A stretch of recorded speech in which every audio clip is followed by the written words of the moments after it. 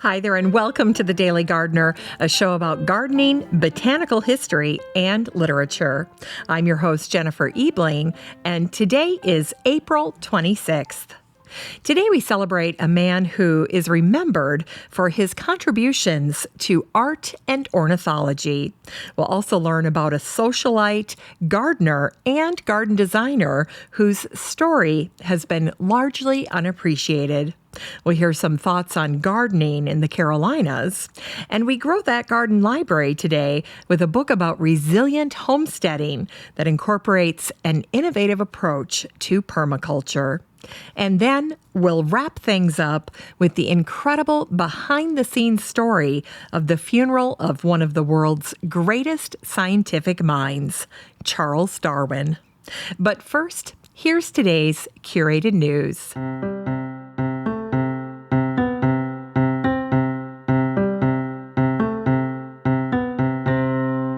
Today's curated news comes from gardendesign.com. This is a post that was written by Janet Laufrey, and the title of her post is Zen Garden Ideas. Create your own backyard Zen garden. A traditional Zen garden is a minimalist, dry landscape that's comprised of many different natural elements like rock, sand, gravel, and wood. There are very few plants and no water. Now, what Janet writes about in this article are the steps you need to take to create your own Zen garden. She provides detailed instructions around all of these steps. Pick a site, do your homework, use guiding principles, then draw a design, so a rough sketch. Be flexible. Don't be afraid to experiment. Make it inviting. Consider scale. This can be a challenge for many gardeners, so make sure that the materials that you're picking look appropriate and are appropriately sized for the space. And then finally, keep it simple. So that means no clutter and continue to strive for a feeling of calm. Now, if you have any desire to create your own Zen garden on your property, make sure you check out Janet's post. I've provided a link to it in the Facebook group for the show. Once you're there, just use the little magnifying glass under the heading and search for the word Zen, and Janet's post will pop right up. Now, if you're not in the Facebook group for the show, don't worry about it. It is so easy to join. All you need to do is the next time you're on Facebook, just head on up to the search bar and type in Daily Gardener Community, where you'd search for a friend, and then request to join. I'd love to meet you in the group. It's time for today's botanical history.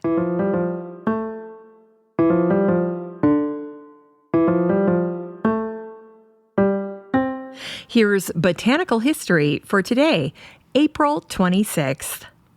Today is the birthday of the ornithologist, artist, and naturalist John James Audubon, who was born in Santo Domingo, Haiti, on this day, April 26th, in 1785.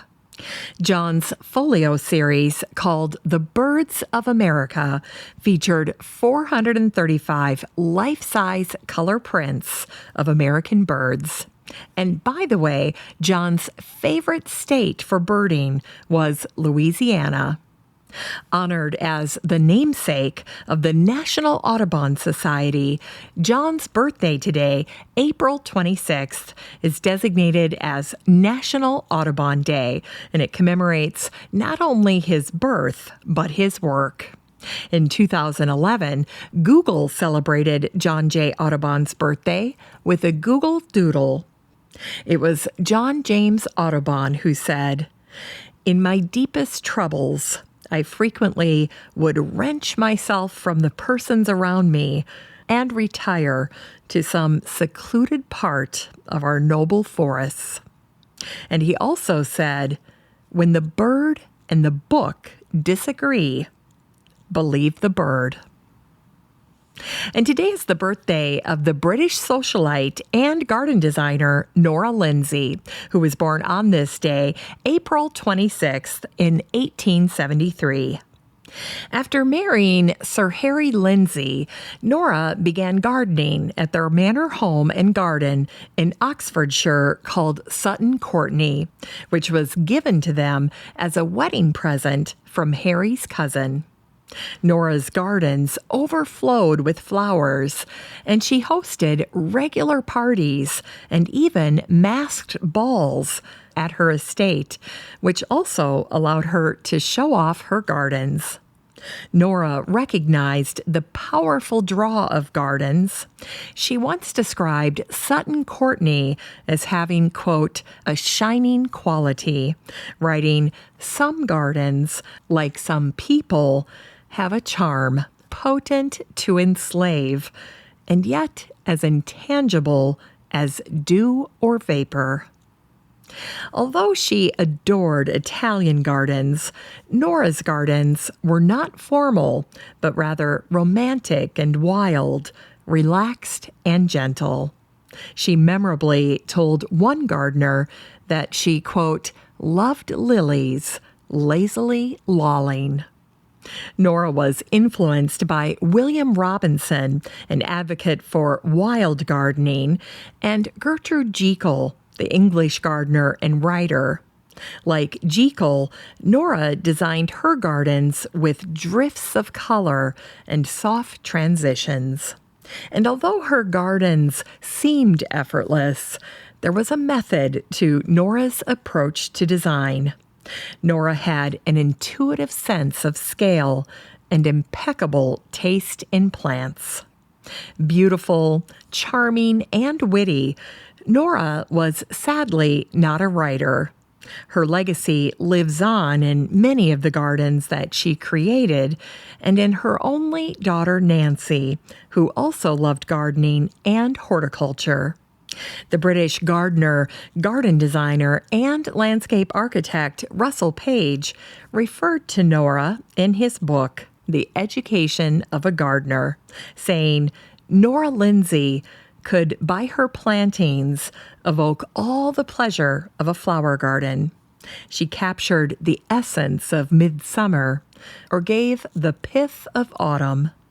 She lifted herbaceous planting into a poetic category and gave it an air of rapture and spontaneity." By the time Norah turned 51, her marriage and her bank account had both fallen flat. In a letter to a friend, Norah summed it up simply: no husband, no money, no home. To provide for herself, Norah began designing gardens for her royal and wealthy friends, a career that would last for 2 decades. Norah's friends and clients were writers, gardeners, old Hollywood stars, and politicians, and they included Edward, Prince of Wales, Waldorf and Nancy Astor, Charlie Chaplin, Marshall Field III, George Shaw, and Edith Wharton, just to name a few. And thanks to her wealthy clients, Norah was able to garden all over Europe, which meant that she became adept at understanding different soils, growing zones, and spaces, modifying her designs to accommodate new challenges. One of Norah's friends and clients was the Duke of Windsor. He once remarked, "If you had the money, she was the one to spend it."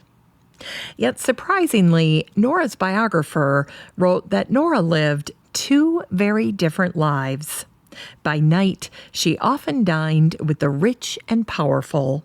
But by day, starting at 5 a.m., Norah was in the garden with her garden crew. And when her long day of garden work was done, Norah took a train back home. She didn't own a car. Now, one particular friend of Norah's worth noting was the estate owner, gardener, and garden designer Lawrence Johnston, who always went by Johnny. Johnny owned Hidcut Manor, and Norah helped him design the magnificent 10.5-acre garden. Johnny was planning to leave Hidcut to Norah, But that plan was thwarted when Norah died unexpectedly at 75, shortly after being diagnosed with kidney cancer. Once, when she was in the midst of her career, regularly buying plants for clients, Norah had written to a friend, "When I die, magnolia will be written on my heart." Today, many regret the fact that Norah did not write books to document her work. Little remains outside of her personal letters that capture her charm, cleverness, and quick wit, and her fresh perspective on gardens and gardening. Finally, the American garden historian Allison Hayward wrote an excellent biography of Norah back in 2007. It's called Norah Lindsey, The Life and Art of a Garden Designer, and it is excellent. It's time for today's Unearthed Words.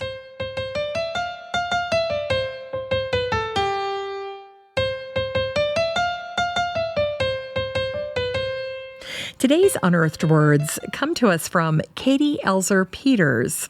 This is from one of her works, Carolina's Fruit and Vegetable Gardening: How to Plant, Grow, and Harvest the Best Edibles. In the Carolinas, there are two growing seasons, warm and cool. The cool season runs from about October or November through April or May, depending on where you garden. The warm season runs from May or June through September or October. If you plan your Carolina garden around no other guiding principle than this, you will be well in front of people who don't.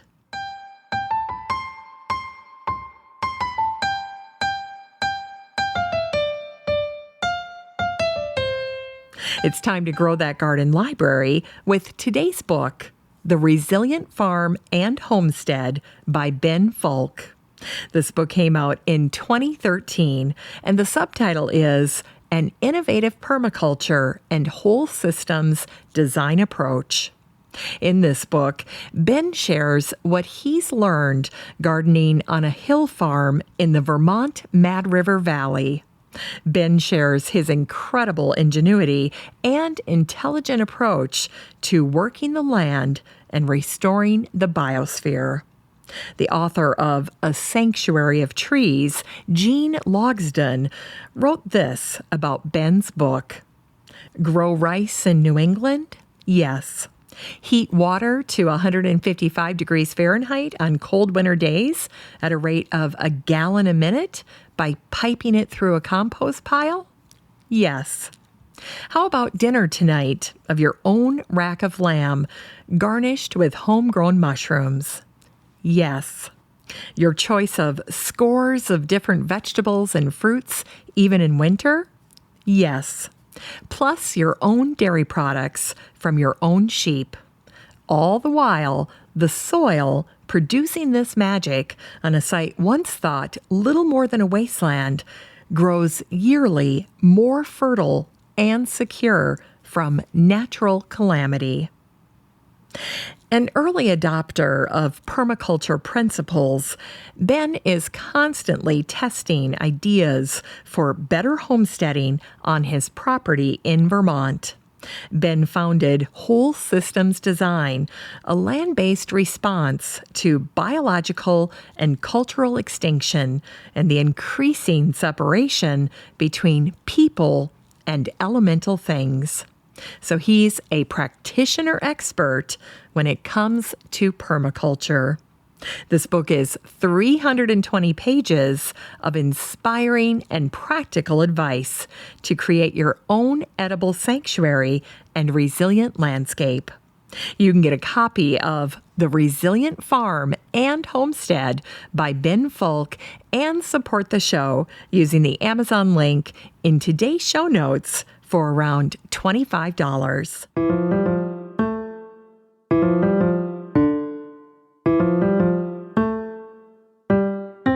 Finally, here's something sweet to revive the little botanic spark in your heart. It was on this day, April 26th, in 1882, that the funeral for Charles Darwin was held at noon sharp at Westminster Abbey. Thousands attended it. The deputy organist at Westminster, John Frederick Bridge, felt Darwin deserved to have an original funeral anthem. And so, the day before the funeral, he wrote original lyrics inspired by the Book of Proverbs and then set them to music. The lyrics say, "Happy is the man that findeth wisdom and getteth understanding. She is more precious than rubies, and all the things thou canst desire are not to be compared unto her. Length of days is in her right hand, and in her left riches and honor. Her ways are ways of pleasantness, and all her paths are peace."